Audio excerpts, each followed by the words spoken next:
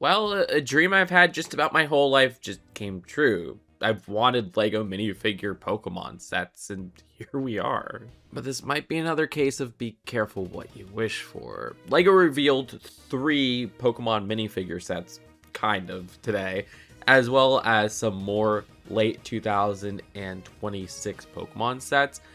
So this is the biggest of the bunch. This is the $300 Iconic Trainer Moments Poké Ball, which will release October 1st, 2026. And the red minifigure is one of my favorite minifigures of the year, just for recognizability and nostalgia. I absolutely love that new hair hat combo they have going on with this minifigure. I love the torso and the leg printing, even going down to the shoes there. All of that's neat. There's one thing that looks absolutely terrible with this red minifigure. They don't make a new backpack piece, they just print it on the back of the minifigure, which looks so bad in how that's not like a 3-dimensional design. Come on, LEGO, they cheaped out there. I don't know what they were doing. That is pretty bad. They even have a new Pokeball mold for minifigures in this set. Look at the sculpt there. That's just about perfect. There's a new Eevee piece, which is just one whole piece. That's exactly what I wanted from this theme. I know that's not something that's articulated. I know that's not something that's a build, but that's so in line with every other LEGO animal. And that's something I've dreamed up. Just like a collectible minifigure series of Pokemon and trainers would be really, really neat. You know, all the iconic trainers from different games. There's the design of Pikachu, which I think looks great as this one-piece animal-like Lego piece. No complaints there. They don't even shove an accessory hole, which I like because sometimes you'll get an animal design that's good, but then they'll shove an accessory hole that's kind of noticeable. This Picnicker, okay, that's an interesting choice for your 3rd LEGO Pokemon minifigure. But they look about spot on. I mean, this was a clever part usage of using the Dustin hair hat combo with new colors on it, which could be used outside the situation. They nailed it with the design of the dual molded legs as well. Professor Oak, okay, I love the torso, I love the legs. There's something going on with the hair where we're off color for some reason. Like, I think they could have done something closer to a dark tan there. I would have liked a new hairpiece altogether, but I get it. They want to use an existing hairpiece, and somebody ruined this minifigure for me. The new face print with that hairpiece. I'm sorry. It looks like Jeffrey Epstein. I am very sorry in saying that, but somebody pointed that out with the leaked pictures, and I can't get it out of my head. Lord help me. The 1x2 Pokedex print looks awesome. Okay, so what's so bad about this set? It folds out. You can see it has part of Oak's lab, and it has a little trainer battle scene. That's cool.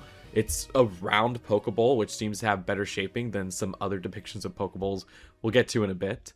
Okay, I think this is not worth $300 at all, and the existence of this set kind of ticks me off, because this is the only way to get the most iconic Pokemon in LEGO minifigure form with Pikachu, one of the second most iconic Pokemon probably with Eevee, Red, who looks fantastic, Professor Oak, you know, very iconic character and everything there. All of this screams $30 set. Hell, $20 set right here. $10 set with this battle scene.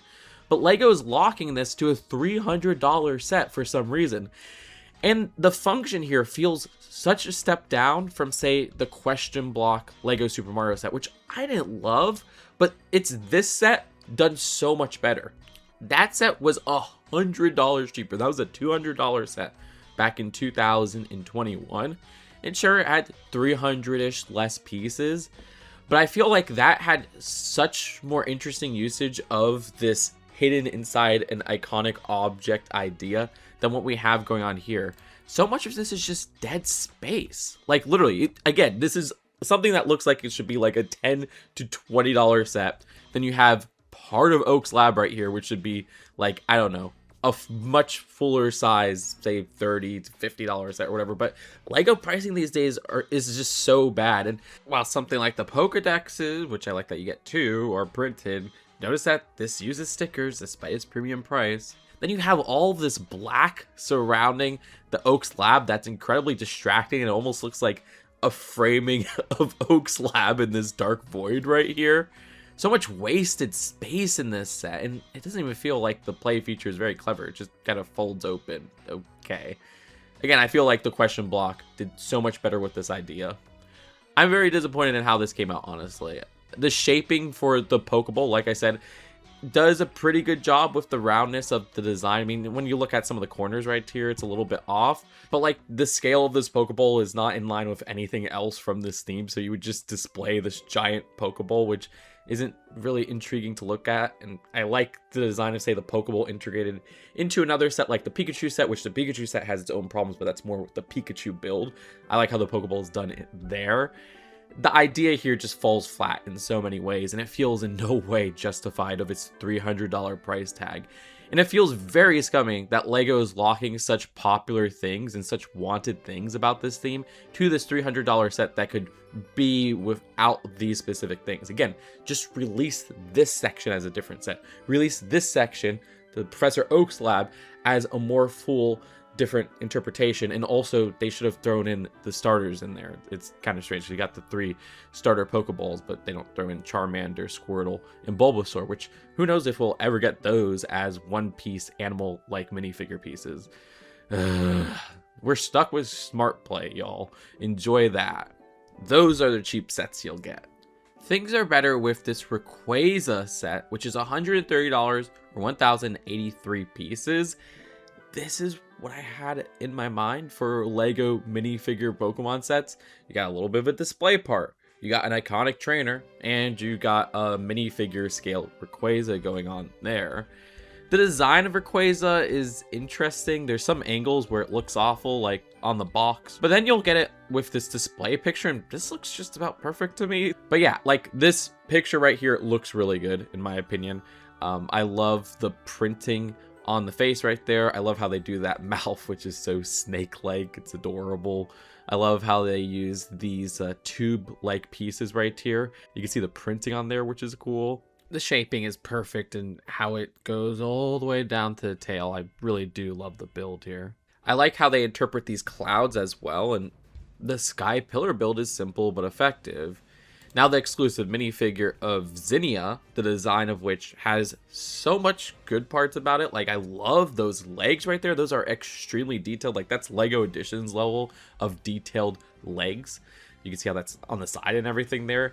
The design of the torso looks cool as well. There's an exclusive 1x1 print of a circular tile for a keystone, which is neat. You can see these fabric pieces right here, which are so elaborate. I mean, the alternate face for her rocks. The one thing that throws this minifigure off is the hairpiece. Like, all this is so detailed and accurate, and then you get to the hairpiece and they just use that bowl cut hair, which does not do the character justice. They should have just made a new piece for this character right here. I don't know why they skimped out there. I mean, it's not like this is really using much new pieces in general. The design of this could have been fixed if they didn't retire every piece after a couple of years, because there's one from one LEGO Teenage Mutant Ninja Turtles set with this minifigure right here that would have been honestly perfect if they just brought that piece back. Yeah, it's a rubber piece, but that fits so much better for the character than this piece. It's another part of LEGO just not having a lot of great pieces of hair that represent bangs, and that's something that I wish LEGO would improve. But yeah, I'm sold on this set beyond the weak minifigure hair choice. And again, from a lot of pictures of the set in hand, the Rayquaza looks pretty dang good if you ask me, and I love the structure going on here. Is it a bit overpriced at $130? Yeah, this would have been perfect at $100, the sizing and everything there, but that's LEGO for you in 2026. And the last of the minifigure sets doesn't even include a LEGO minifigure. No, it's a scaled up LEGO minifigure red set, which is one of the strangest ideas to release as a LEGO set. Like, here's a theme that didn't have minifigures before. We're just getting minifigures. The minifigure this is based on being locked to a set that is more than 3 times the price of this set. And now you could build that minifigure at a large scale. A set that comes out after this set comes out. Like, yeah, all the sets in this video come out August 1st except that Pokeball set, which comes out October 1st. It doesn't really match the sizing of any other Pokemon in this theme. Like, you put this next to, say, Eevee, and Eevee looks giant as well in terms of scale of the trainer. So it's such a confusing choice. It's one of the worst choices for a set this year, actually, if you ask me. And look, not every one of these upscaled minifigures include the minifigure that the character is based off of, though some in the past have, and this would have been a great opportunity to give people a cheaper way to get that iconic red figure. But no, you just get this giant buildable figure right here. Yes, I like the posability that replicates, say, a LEGO minifigure where you could have them sit down, you could have the arms move individually, but this just looks off. Like, the proportions, I get what they were doing here and try to replicate things like the curve at the forehead right here, but there's something about that makes it just look like the character has a big forehead. The hat in many ways looks oversized, and the shaping on the Pokeball might be the worst shaping on a Pokeball in any of these sets. I guess it's nice that they printed the face though. That's really the only printed piece in this whole set. Such a strange choice for $80 and as a release in its first year. This whole top section with the hat and everything, it all looks oversized and disproportionate. And you know, along with Rayquaza, there's another non-Gen 1 18+ set with Munchlax. And this goes back to the large Pokemon style that we saw with the Wave 1 of 18+ sets. And honestly, I think this is one of the best of the Pokemon interpretations in this scale. They did a great job with Munchlax for the most part. I absolutely love how they have the body going on here and the prints. The face looks perfect, which is something they had difficulty with the most iconic Pokemon at the Pikachu 18+ set. Only thing I think doesn't totally work for me are the arms. But you look at some later renders of Munchlax and it's like, oh yeah, the arms are a little bit more thin and almost like bird-like than I remember. I love this little display they have going on where Munchlax is on this little stump right here, which you could remove Munchlax from the stump. It's not fixed like, say, a Lego Shrek, which I like. It'll always be sitting down though, and you can see I could also move the head left and right and move those arms. Even with the inclusion of joints, it doesn't seem like there's any awkward gray showing. Yeah, the shaping on here is adorable and done so well. But yeah, the stump build right there is cute. And I love how they have this chewed apple design, which represents leftovers, which in Diamond, Pearl, and Platinum, you could get from Wild Munchlaxes. That's like my favorite equip item in any Pokemon game ever. That and EXP share. So shouts out to that. You can see that there's an apple, there's some flowers, there's a mushroom. It's a really cute display, and this doesn't feel overpriced. This is $70, 757 pieces. This feels substantial for that $70 price. Yeah, this is probably the best set of this entire wave, even though my favorite set of this wave is the Rayquaza set. But the last set goes back to Gen 1, and it's an Arcanine set. This is 1,190 pieces for $110 in the United States, again an August 1st release. I've seen a lot of people praising this one. I don't know though, I don't love it. I don't think it's bad. I'm kind of mixed on it. The design here, in my opinion, looks a bit too blocky. And yes, I know people are going to say it's Lego, but you look at something like Munchlax, look at how it gets the roundness and how it makes it look like that's an actual Pokemon going on there. And when you look at Growlithe, in my opinion, I keep saying Growlithe, Arcanine, sorry, the design almost looks robotic. Like, honestly, it looks a bit too robotic for me. It looks animatronic in ways. And I kind of wish they just had a little bit more smoothed out angles on the more natural parts of this design that they're trying to replicate here. I don't know. Maybe it's with the fluff and everything there, using these very sharp angles. The design of like the base like body here with the stripes and everything, I really like how that looks. They did a great job there. I think the face looks good with those prints, like the design of the eyes. They even have a print on that new piece over here that I know is in a lot of the Smart Brick sets, and even on the nose. Oh yeah, there's prints for the stripes at the bottom here. You can see there's some movement where you could move the head, you can move the feet up and down, you can move that big floofy tail. And it seems like you get some movement in opening and closing the mouth as well. I'm not entirely sold on this. It's not one of my least favorites though. I think this looks miles better than, say, the Pikachu one. So that's it with these new Pokemon reveals.